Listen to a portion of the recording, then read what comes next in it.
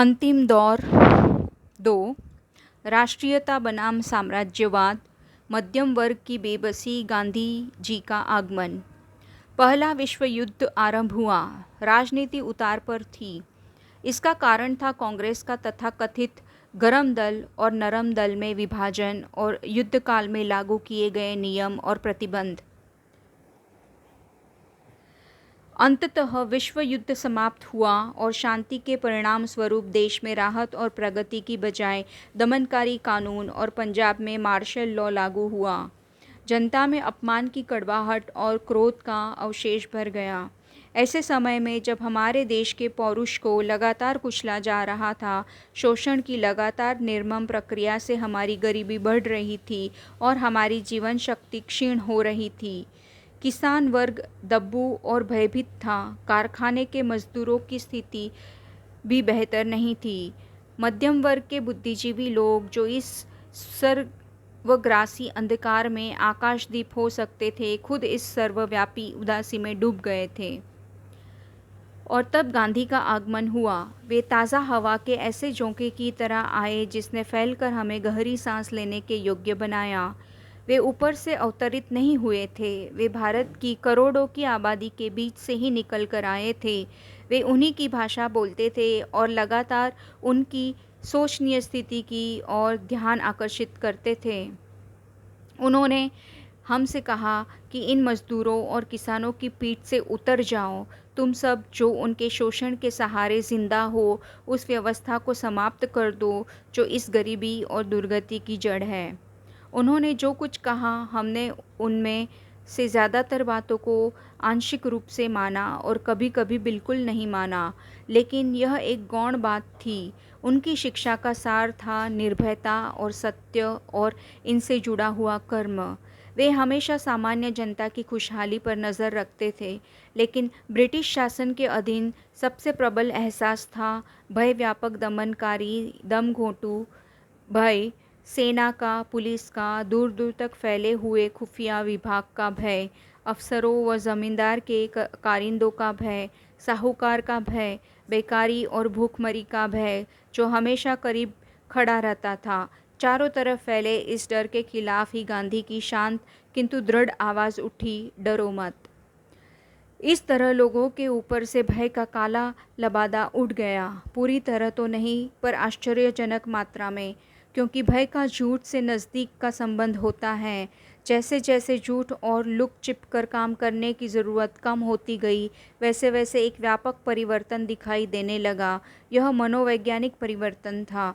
गांधी जी ने भारत में करोड़ों लोगों को अलग अलग मात्रा में प्रभावित किया। कुछ लोगों ने अपने जीवन की पूरी बनावट को ही बदल लिया, कुछ पर आंशिक प्रभाव पड़ा या फिर प्रभाव मिट गया, पर पूरी तरह नहीं। अलग अलग लोगों में प्रतिक्रियाएं भी अलग अलग हुई और हर आदमी के पास इस सवाल का अलग अलग जवाब था। गांधी जी के नेतृत्व में कांग्रेस सक्रिय। गांधी जी ने पहली बार कांग्रेस के संगठन में प्रवेश किया और तत्काल उसके संविधान में पूरी तरह परिवर्तन ला दिया। उन्होंने उसे लोकतांत्रिक और लोक संगठन बनाया। अब उसमें किसानों ने प्रवेश किया और अपने नए रूप में वह एक विशाल किसान संगठन दिखाई देने लगा, जिसमें मध्यम वर्ग के लोग संख्या में चितरे हुए थे, लेकिन उनका जोर काफ़ी था। अब उसका खेतीहर चरित्र बढ़ने लगा। औद्योगिक मजदूर की उसमें आए, लेकिन अपनी व्यक्तिगत हैसियत में, अलग से संगठित रूप में नहीं। इस संगठन का लक्ष्य और आधार था सक्रियता, ऐसी सक्रियता जिसका आधार शांतिपूर्ण पद्धति थी। अब तक जो विकल्प थे उसमें या तो केवल बातचीत करना और प्रस्ताव पारित करना था अथवा हिंसक कार्यवाही करना। इन दोनों तरीकों को एक तरफ हटा दिया और हिंसा की विशेष रूप से निंदा की गई, क्योंकि वह कांग्रेस की मूल नीति के खिलाफ था। काम करने का एक नया तरीका निकाला गया जो पूरी तरह शांतिपूर्ण था, लेकिन जिस बात को गलत समझा जाता था उसके आगे सिर झुकाना मंजूर नहीं किया गया।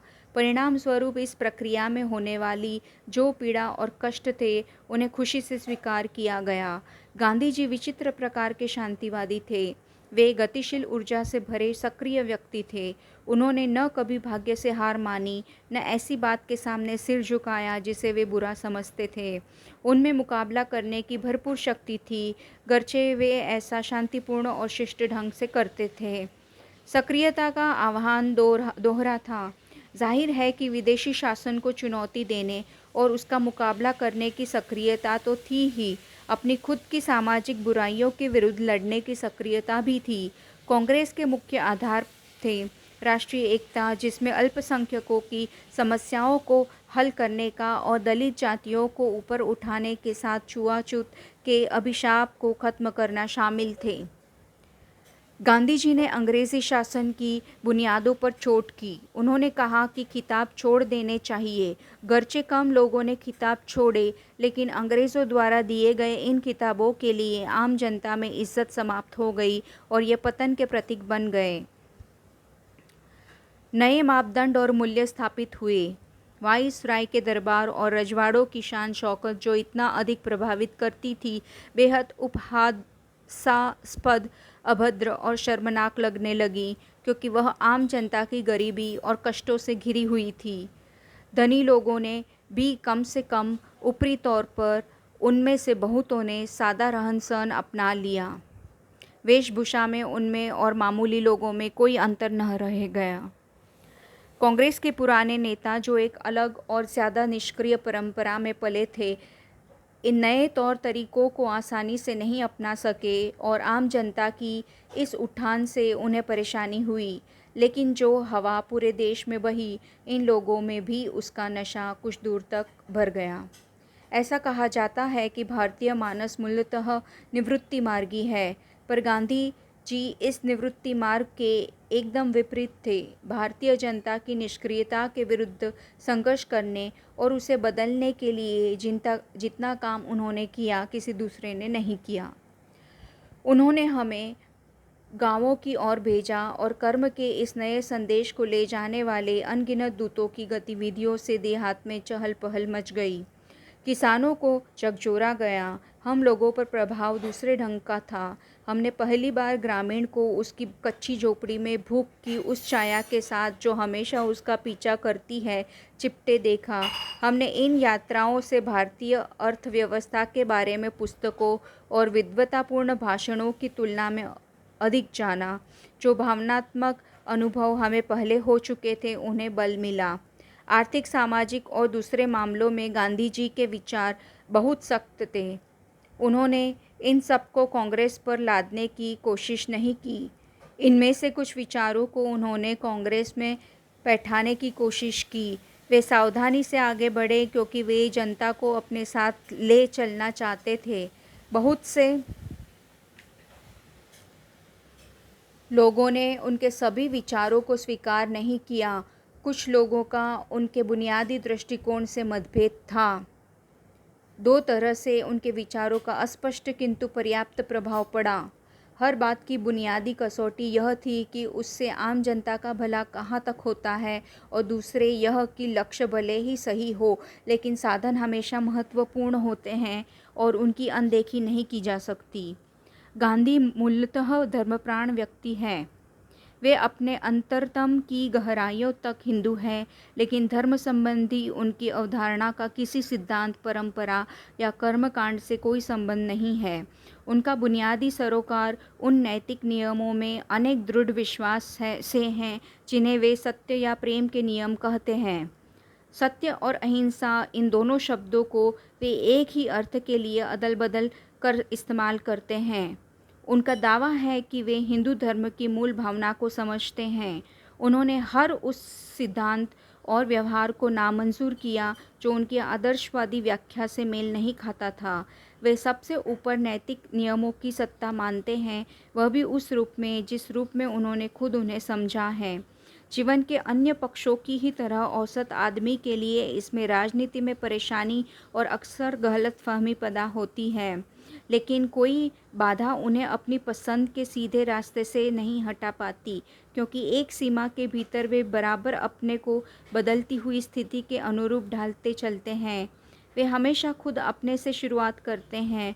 उनकी कथनी और करनी में इतना मेल होता है कि जितना हाथ और दस्ताने में।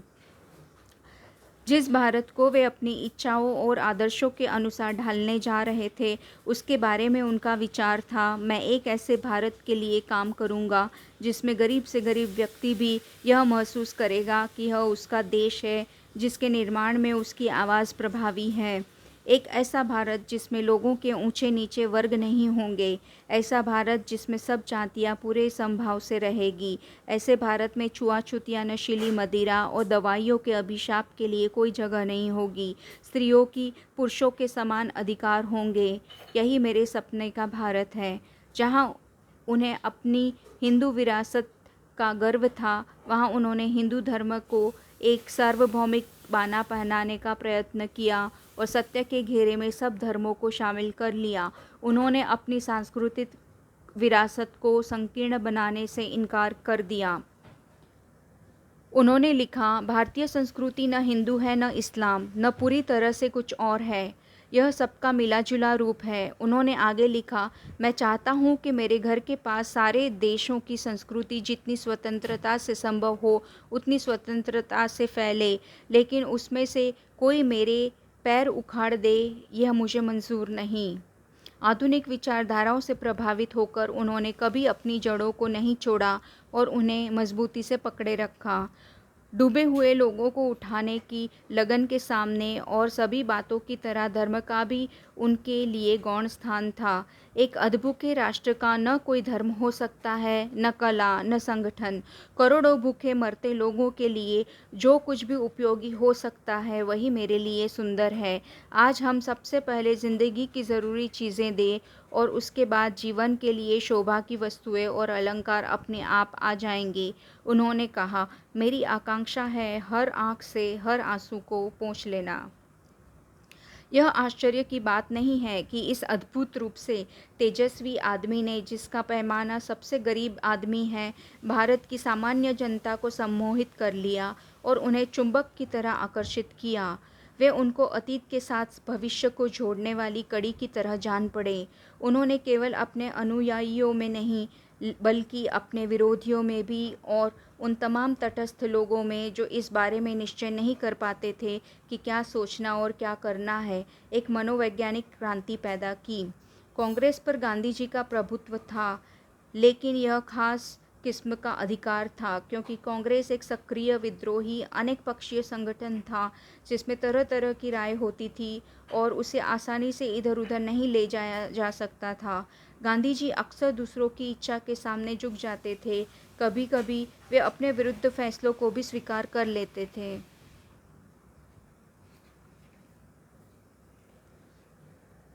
इस तरह सन 1920 में नेशनल कांग्रेस ने और काफ़ी हद तक देश के इस नए रास्ते को अपनाया और ब्रिटिश सरकार के खिलाफ बार बार संघर्ष किया। एक के बाद दूसरा सविनय अवज्ञा आंदोलन हुआ और उसके कारण बहुत कष्ट उठाने पड़े, लेकिन इन मुसीबतों को चूंकि खुद आमंत्रित किया गया था, इसलिए उनसे शक्ति ही मिली। जब सविनय अवज्ञा आंदोलन जारी नहीं था, तब भी भारत में ब्रिटिश सरकारी तंत्र से असहयोग जारी था, गर्चे उसका आक्रामक चरित्र समाप्त हो गया था। अल्पसंख्यकों की समस्या, मुस्लिम लीग, मोहम्मद अली जिन्ना। जिसे सांप्रदायिक समस्या कहा जाता था, वह अल्पसंख्यकों के अधिकारों के साथ इस तरह तालमेल बैठाना था ताकि उन्हें बहुसंख्यकों के खिलाफ पर्याप्त संरक्षण मिल सके।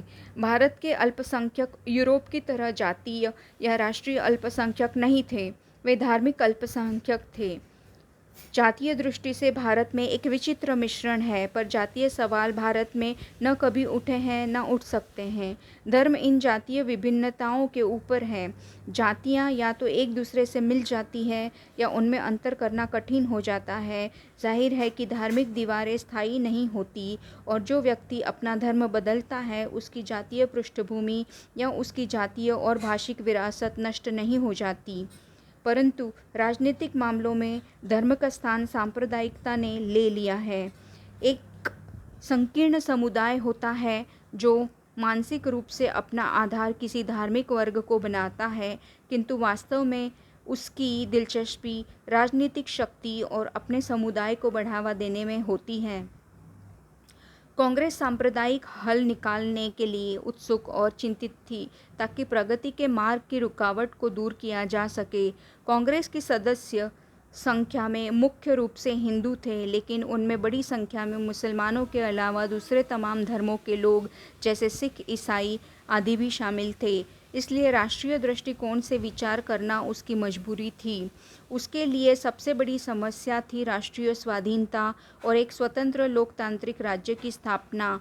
कांग्रेस निस्संदेह एका चाहती थी और उसे मानकर चलती थी, पर उसे ऐसा कोई कारण दिखाई नहीं पड़ता था जिसकी वजह से भारत के सांस्कृतिक जीवन की संपन्नता और विविधता को सिर्फ एक सांचे में कस दिया जाए। इसलिए काफ़ी दूर तक प्रादेशिक स्वायत्तता स्वीकार कर ली गई और विभिन्न समुदायों की स्वतंत्रता और सांस्कृतिक विकास की सुरक्षा के तरीकों पर भी सहमति हो गई। दो बुनियादी प्रश्नों पर कांग्रेस अडिग रही, राष्ट्रीय एकता और लोकतंत्र।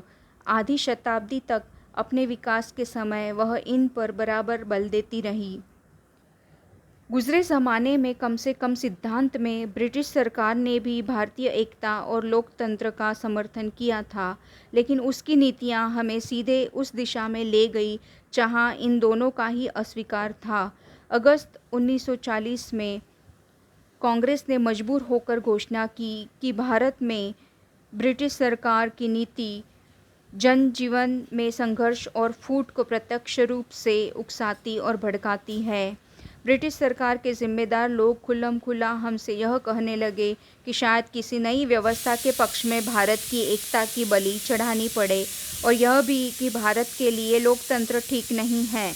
हम सांप्रदायिक समस्या का कोई ऐसा हल न ढूंढ सके जो सब पार्टियों को मंजूर हो। यह साफ जाहिर है कि भारत में बहुत से सामंती और प्रतिक्रियावादी समुदाय हैं। इनमें कुछ यहाँ की ज़मीन की उपज है और कुछ को जन्म देकर उनका पोषण अंग्रेज़ों ने किया है। संख्या की दृष्टि से वे भले ही कम हो, लेकिन उनके पास ब्रिटिश सत्ता की मदद है। बीते हुए दिनों में अंग्रेज़ों की नीति मुस्लिम लीग और हिंदू महासभा के मतभेदों को प्रोत्साहित करके उन पर बल देने की और सांप्रदायिक संगठनों को कांग्रेस के विरुद्ध महत्व देने की रही। मिस्टर जिन्ना की मांग का आधार एक नया सिद्धांत था, जिसकी उन्होंने हाल ही में घोषणा की थी कि भारत में दो राष्ट्र हो, हिंदू और मुसलमान। दो ही क्यों, मैं नहीं जानता, क्योंकि अगर राष्ट्रीयता का आधार धर्म है तब तो भारत में बहुत से राष्ट्र हैं। यहाँ तक कहा जा सकता है कि अतीत में भारत का विकास एक बहुराष्ट्रीय राज्य के रूप में हुआ और उसमें राष्ट्रीय चेतना धीरे धीरे आई। मिस्टर जिन्ना के दो राष्ट्रों के सिद्धांत से पाकिस्तान का या भारत के विभाजन की अवधारणा का विकास हुआ, लेकिन उसमें दो राष्ट्रों की समस्या का हल नहीं हुआ, क्योंकि वे तो पूरे देश में थे।